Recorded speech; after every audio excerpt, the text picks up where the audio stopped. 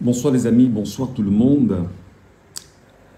Bienvenue dans ce moment spécial qu'on se consacre encore ici en vue de discuter, en vue de débattre, pas de débattre, mais en vue d'écouter et d'analyser ce qui arrive. Je vous l'ai dit en journée, certainement, beaucoup n'ont pas entendu ce que j'ai dit. Je vous ai dit préparez vos bagages. Préparez vos bagages. Je sais que certains vont dire que c'est assez alarmiste de vous le dire ainsi, mais j'ai le devoir de vous préparer psychologiquement à cette...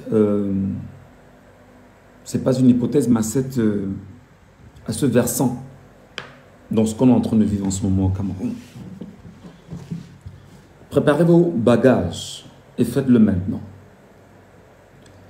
Préparez vos bagages et faites-le maintenant.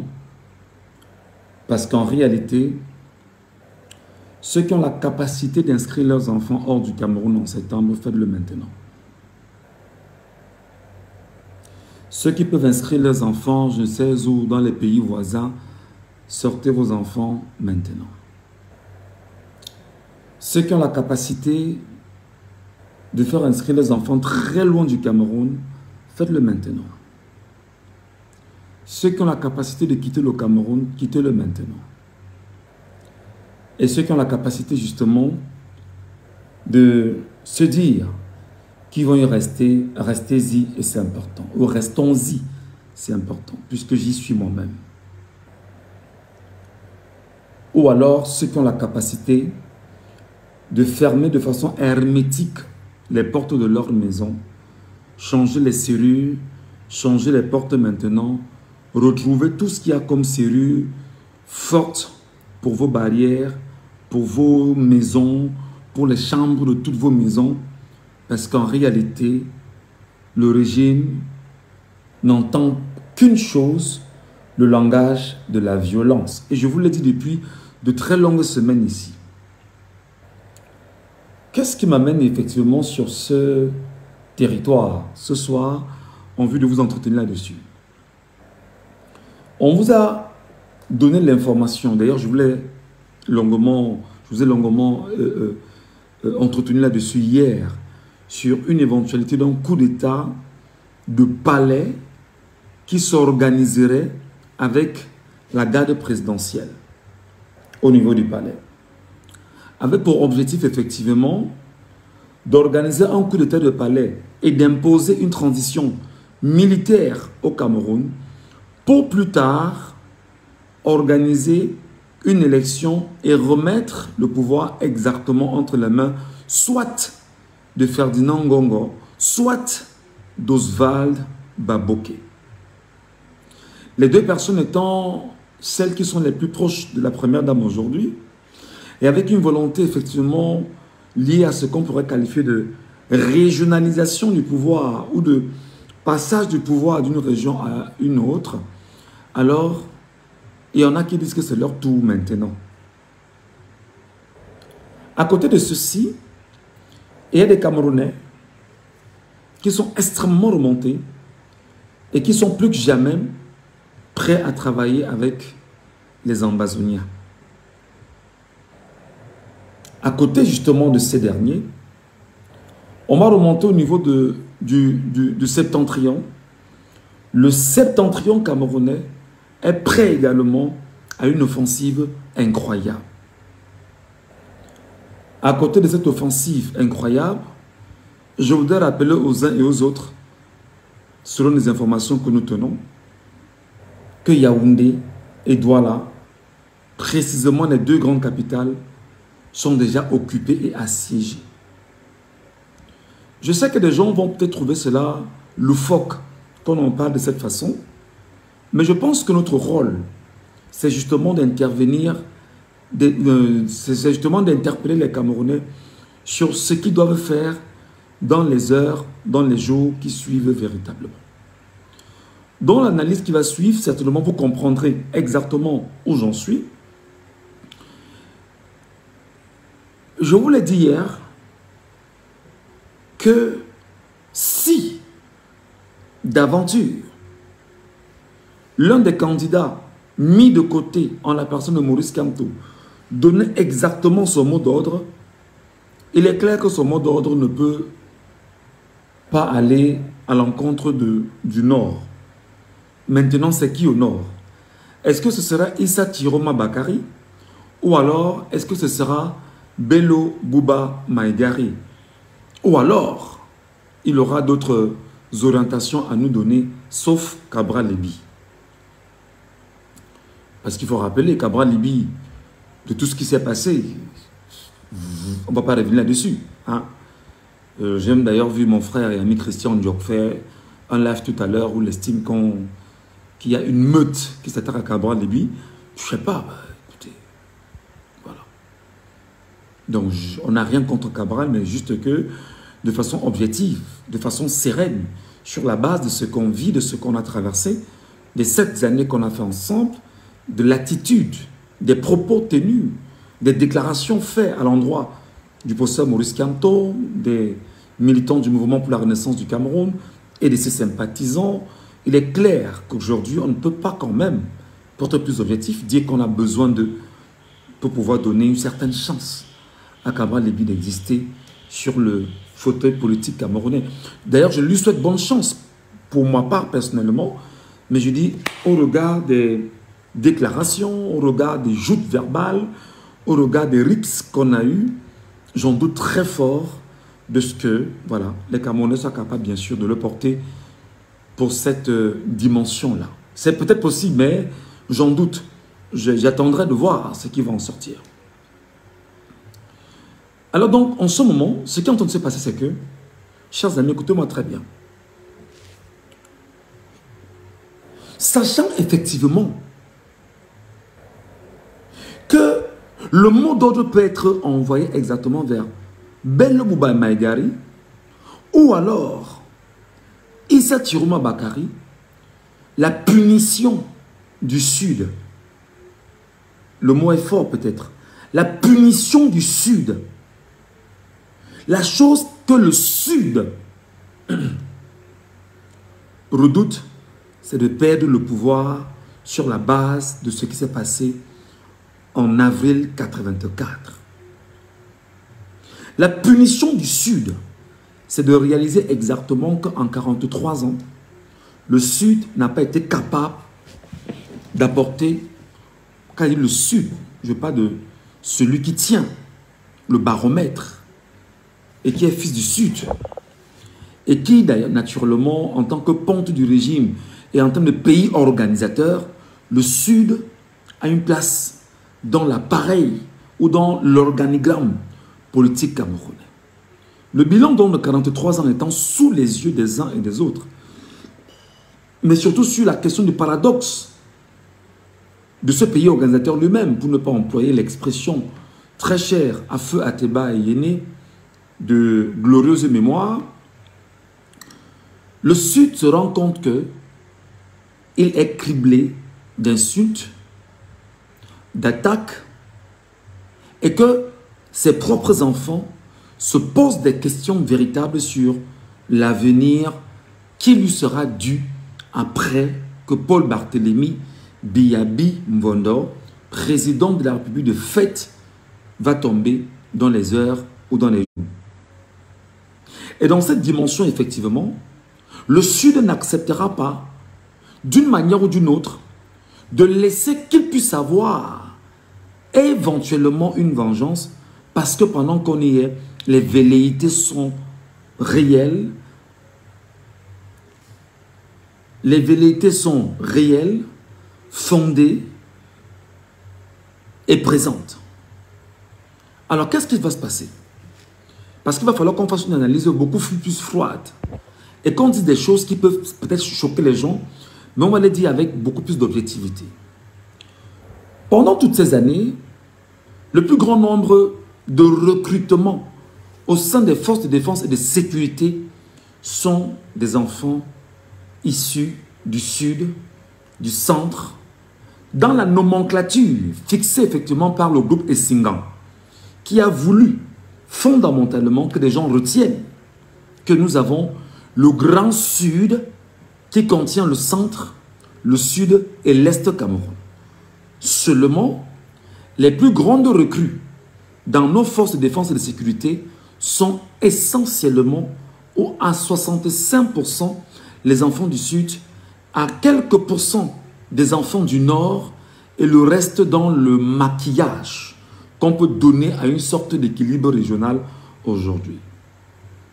Ces enfants du Sud, dans nos forces de défense et de sécurité, pour la plupart, les postes de responsabilité les plus importants, colonels, lieutenants, etc., sont tenus pour la plupart par ces enfants du Sud, parce qu'il y a ce qu'on appelle une sorte de confiscation de l'appareil sécuritaire. Et les enfants du Sud semblent tenir l'appareil sécuritaire aujourd'hui au Cameroun. Seulement, le drame, c'est que les enfants du Sud n'ont jamais été des enfants de la guerre. Les enfants du Sud n'ont pas fait la guerre. Les enfants du Sud n'ont jamais été confrontés à de réelles guerres. Et dans cette dimension qui me semble être plus que jamais importante aujourd'hui, n'ayant jamais flirté avec des guerres sérieuses, réelles, alors comment vont-ils jouer avec une éventuelle guerre qui pourrait bien sûr s'ouvrir sur les fronts politiques camerounais en ce moment? Je veux donc ici maintenant dire que ceux qui ont été beaucoup plus recrutés pour lutter ethniquement se rendent compte aujourd'hui qu'il y en a qui sont prêts à lutter sur le front de la guerre, d'une guerre sereine, sérieuse, mais surtout une guerre qui peut plonger le pays dans des formes que personne ne souhaite. Je vous parle comme je vous parle sur la base des informations que je tiens. Et le but, je vous ai dit, n'est pas de vous faire peur, mais le but est de vous préparer psychologiquement, moralement et même spirituellement, pour ceux qui peuvent le faire, à ce qui est en train de se dessiner au moment où nous parlons au Cameroun. Je ne vous dis pas que ce sera ça, fondamentalement, mais je vous dis que sur la base des cartes, des informations que nous avons au quotidien, nous avons, en tant que Camerounais, l'obligation de parler aux citoyens et de leur dire « préparez-vous ». En ce moment précis, comme je le disais effectivement, les enfants du Sud n'ont jamais fait la guerre. Ceux qui ont été recrutés dans le bataillon d'intervention rapide, en abrégé BI, pour la plupart des enfants de laissés pour compte. Un instant.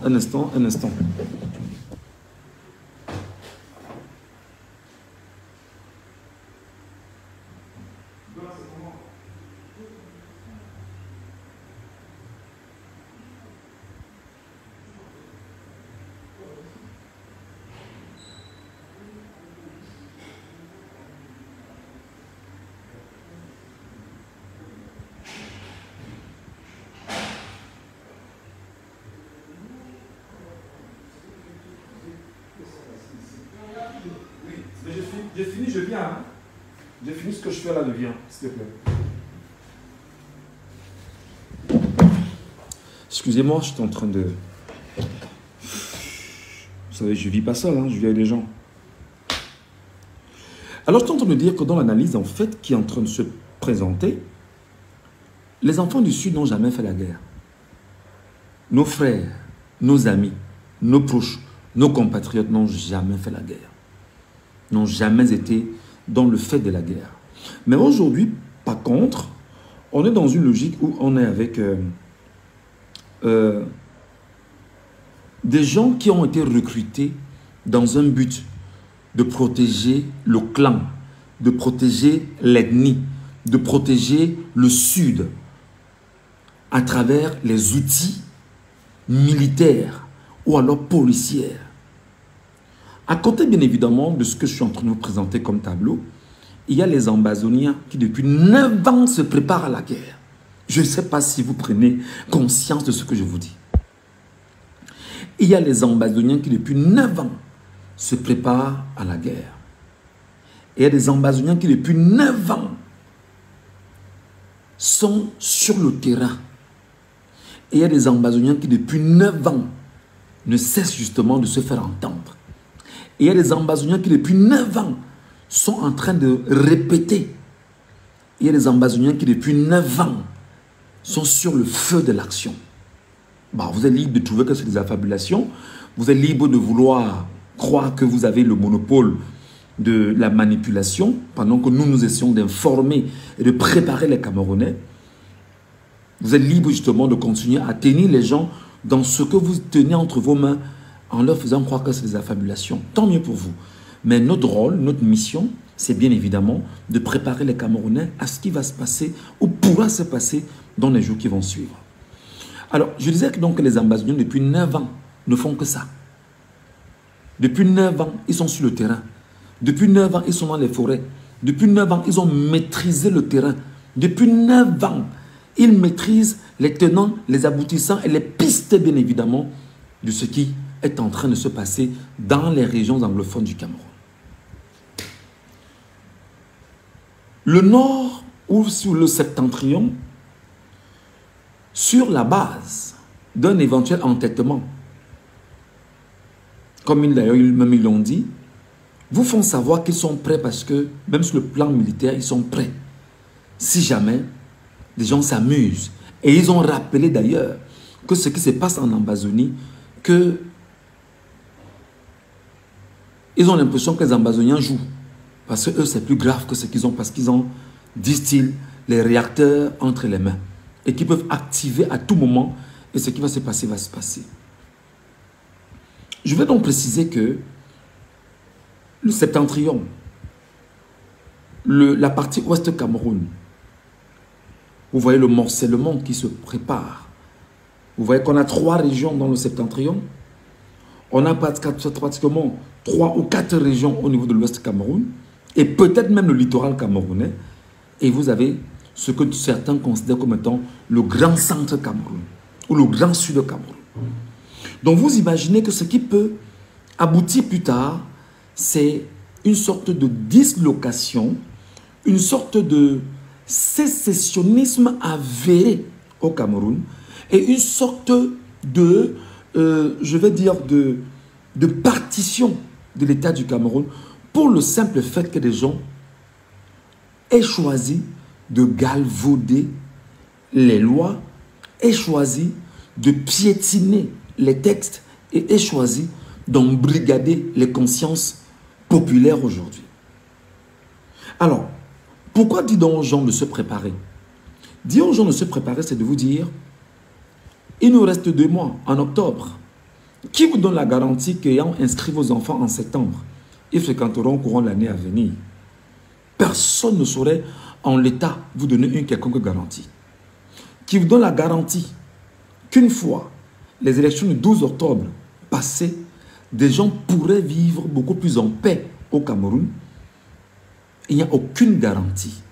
Qui vous donne la garantie qu'après le 12 octobre ou avant le 12 octobre, que des gens aient choisi de faire la campagne de Paul Biya avec des photos? Pendant qu'on y a pour la petite parenthèse, je vous ai rappelé au Rassemblement démocratique du peuple camerounais que pour votre bonne gouverne, pour l'information que je tiens, les Camerounais auront les cailloux entre les mains pour toutes les campagnes que vous ferez au Cameroun. Je redis, les Camerounais, ce qui se prépare, les Camerounais auraient des cailloux, les cailloux entre les mains pour toutes les campagnes que le RDPC fera partout au Cameroun. Je parle bien des cailloux. Donc je préfère déjà vous le dire afin que vous soyez prêts et que vous compreniez ce qui peut advenir dans les jours qui vont suivre. Sachant que Biya lui-même est une légume qui ne peut pas descendre sur le moindre terrain, battre campagne, ce sera impossible. Dans la même configuration, je voudrais rappeler à certains Camerounais que personne n'est au courant de ce qui se passe dans le désert. Et quand je dis désert, pour ceux qui ont compris, vont comprendre ce qui se prépare dans le désert. Dans cette configuration, les amis, vous allez vous rendre compte que c'est saccagé au Cameroun. Que Biya, en 43 ans, est incapable de préparer exactement un dauphin comme on l'a fait en son temps, n'a conduit le Cameroun que dans les abîmes. Et ce qui va se passer exactement, c'est que non seulement il peut y avoir des troubles, un risque de trouble assez profond au niveau du Cameroun, mais surtout, les enfants des pontes du régime et même les membres du régime qui risqueraient de fuir le Cameroun pour se retrouver à l'étranger feront face aux Camerounais de l'étranger, notamment ceux de la brigade anti-Sardinat, pour ne parler que de cela, sans parler de ceux qui sont derrière et qui sont muets et qui ne parlent pas et qui n'attendent que leur arrivée et l'arrivée des membres de leur famille, effectivement dans les territoires européens et autres. Je veux donc dire aux Camerounais que vous demandez de préparer vos bagages. C'est de vous dire que ce qui est en train de se dessiner au Cameroun, ce n'est pas être alarmiste, mais ce sont des faits. Il faut se tenir prêt. Il faut se tenir prêt. Il faut se tenir prêt. Au sein, bien évidemment, des forces de défense et de sécurité, je parle de l'armée globalement, il y a des morcellements, des divisions, des détestations, des gens qui ne sont plus prêts à s'écouter et à respecter des ordres hiérarchiques. Pour le moment, certains attendent simplement le mot d'ordre en interne. Je vous passe des informations. Je sais que la DGRE m'écoute permanemment. Je sais que la DGRE enregistre mes lives. Je sais que la DGRE les écoute et les réécoute et mène ses enquêtes exactement à son niveau. Mais surtout, je le fais parce qu'en réalité, je suis un homme de paix, un républicain, un légaliste et un homme qui a besoin justement de voir le Cameroun en paix. Mais seulement, je vous l'ai dit ici, que qui veut la paix prépare la guerre. Des gens n'ont pas compris ce que je vous disais. Qui veut la paix prépare la guerre. Parce que ce n'est qu'en temps de guerre que les belligérants affrontent en réalité ce qu'ils disposent comme armement de guerre, que la paix doit être retrouvée et qu'il y aura une nouvelle configuration pour penser un lendemain. Et en l'état, avec tout ce qui a été imposé aux Camerounais pendant 43 ans, il n'y a aucune chance qu'ils puissent avoir la paix en l'état. Je sais que beaucoup m'écoutent avec les deux oreilles. Je sais que beaucoup ont peur. Je sais que beaucoup se disent, ça commence quand et ça commence où? Et ce qui est encore curieux, c'est qu'il y a des Camerounais qui disent, et qui me disent que dès que ça commence, dites-nous où ça se passe, nous on se joint à ça et on avance. Là, ça devient très compliqué. Ça devient très dangereux quand une certaine jeunesse nous dise autant pour moi, que nous sommes prêts, dès que ça commence, dites-nous où on pourra vous retrouver pour pouvoir s'engager et faire ce qu'il y a lieu de faire pour libérer le Cameroun. Mes chers compatriotes, mes chers frères, mes chers amis, je vais sur ce vous laisser réfléchir en profondeur sur ce que vous voulez, sur ce que vous envisagez, sur ce que vous avez pensé et saluer ceux qui au quotidien nous insultent, nous envoient des parjures, trouvent que nous sommes cachés, on est incapable de sortir et de venir parler. Je vous laisse le soin de réfléchir sur vos vies. Mon travail, c'est de parler. Mon travail, c'est d'interpeller. Mon travail, c'est d'alerter. Mon travail, c'est de préparer.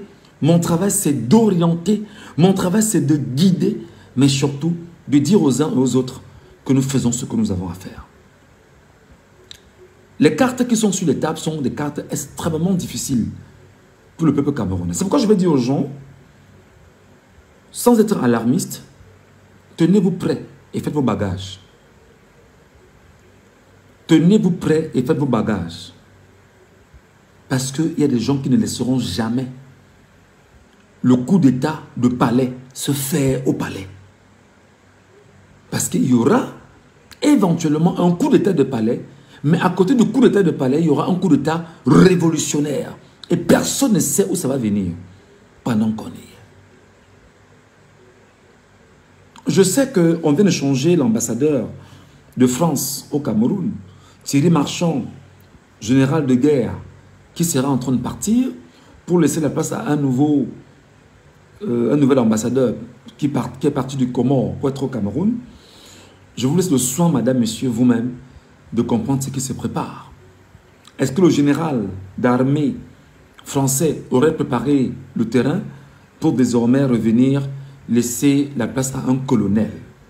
Je vous rappelle que dans ses écrits, le colonel français Lamberton dira que nous quittons le Cameroun avec un caillou dans la chaussure, c'est le pays Bamileke. Parlant de Bamileke, je n'ai rien dit. Mon live s'arrête ici et maintenant.